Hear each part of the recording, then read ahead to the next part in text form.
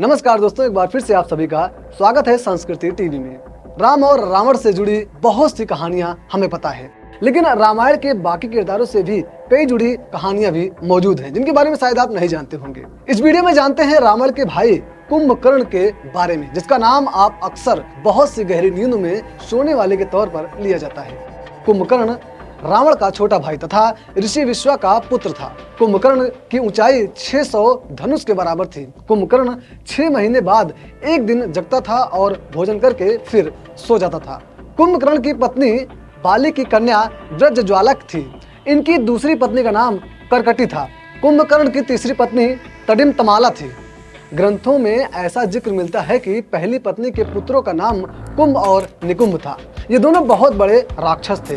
निकुंभ के बारे में बताया गया है कि वो भी काफी शक्तिशाली था। उसे कुबेर ने निगरानी का खास दायित्व सौंपा था। दूसरी पत्नी के बेटे का नाम था भीमासुर।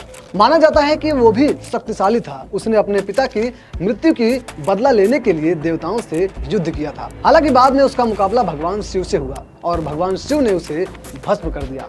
भगवान शिव ने उसे जहां भस्म किया था वहीं शंकर भगवान का एक प्रसिद्ध मंदिर भी है जिसका नाम है भीमाशंकर। तीसरी पत्नी से हुए पुत्र का नाम मूलकासुर था।